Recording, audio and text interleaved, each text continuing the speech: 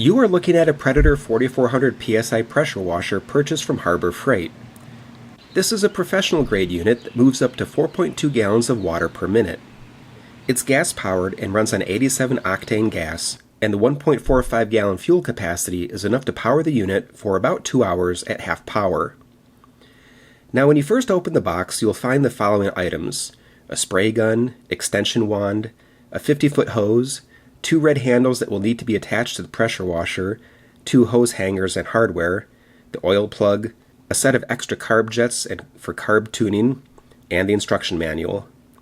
The only thing you'll need is 2 quarts of oil, 10W30, some gas, and a 1/2-inch wrench.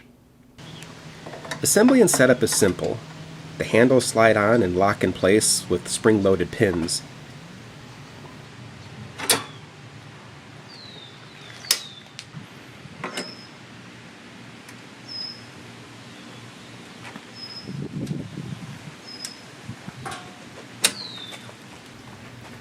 The hose hangers are secured with 2 nuts.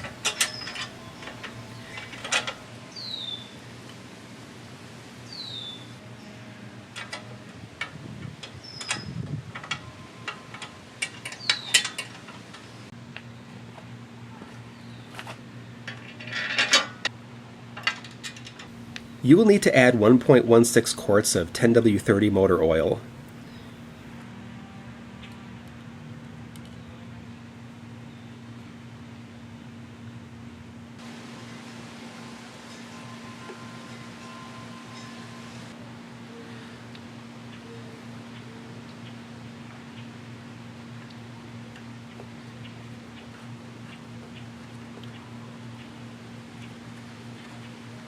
The oil plug has a stick with a mark on it to indicate the proper level.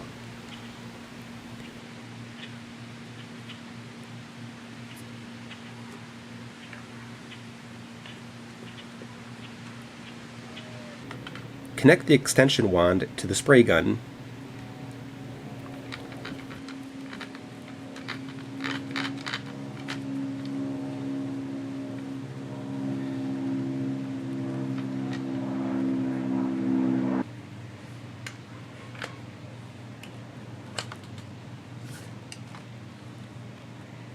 Choose the tip with your desired spray pattern.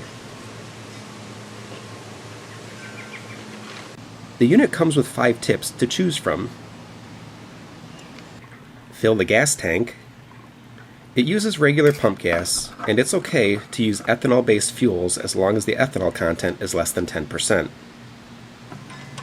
Connect the water hose.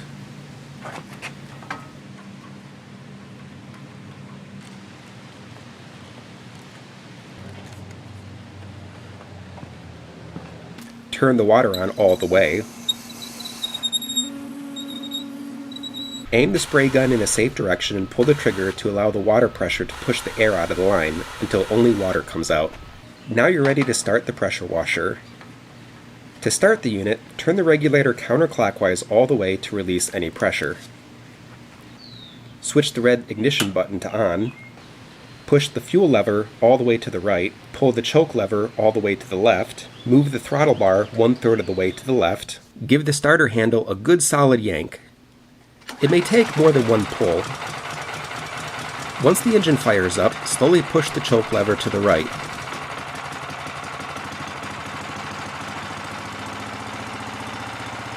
Increase the throttle by pulling the throttle lever a bit more to the left. To turn the engine off, reduce the throttle and then turn the red ignition button to off. Or, in an emergency situation, you could just turn the red ignition button to off without reducing the throttle. If you've been running the engine for a while, the exhaust, along with its protective cage, will be very hot, so don't touch. You can leave the water on and the hose connected to the unit when the engine is not running for short periods of time. Now let's start this thing up again and see how it does pressure washing a few things around the yard.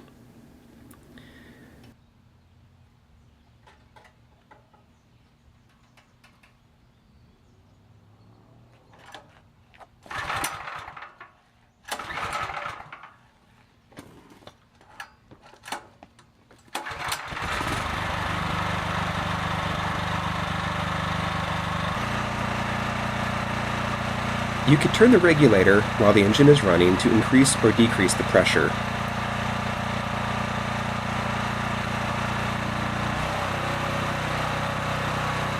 Turning the regulator fully clockwise and running the engine with full throttle will give you maximum pressure and washing power.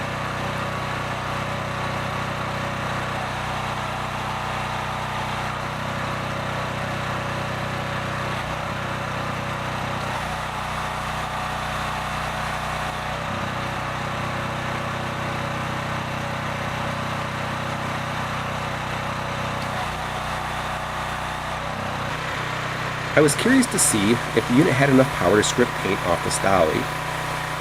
It was able to blast off the loose paint, but it's not as effective as a sandblaster. Here, the unit is running at nearly full power, and I'm using the green tip. I ran the unit at about 90% power when blasting this motorcycle frame. It removed loose rust, grease, and dirt, but it did not strip the paint off. I ran the unit at about 75% power when cleaning these kayaks.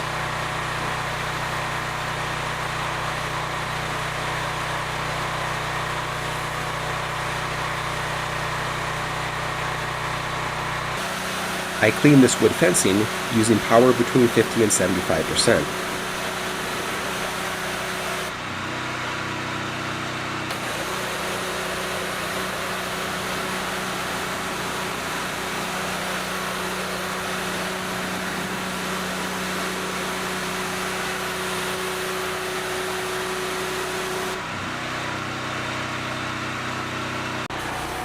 Bricks and concrete can be blasted at 75 to 100% power. This is a very powerful pressure washer. It's not a toy. Shooting yourself or someone else with the washer can cause serious injuries. You also have to be careful about what you choose to blast with this thing and how much pressure you're using. This washer will damage the paint on a car, mar the texture of vinyl siding, break windows, and damage wood and composite decking if you're not careful. Please take the time to learn the proper methods for pressure washing various items before you start blasting away with full power. Overall, I'm very happy with this unit. I like the fact that it has 4,400 PSI and can deliver up to 4.2 gallons of water per minute. Most pressure washers with these specs cost over $1,300, and this one only cost about $900. I also like the fact that it appears to be well built. I feel the 50-foot hose is a generous length as well. Now there are a few things I dislike. The tubeless tires sound like a good idea, but they are prone to developing flat spots after sitting for just 24 hours. I also don't like how the throttle linkage can sometimes be a bit sticky. It's sometimes necessary to give it a wiggle before you try to start the unit. And my final complaint is that the unit is a bit loud. About as loud as a riding lawnmower. But, to be fair, any pressure washer this size would probably be just as loud. Overall, I don't think you could go wrong with this pressure washer, assuming the specs will meet the needs of your cleaning projects.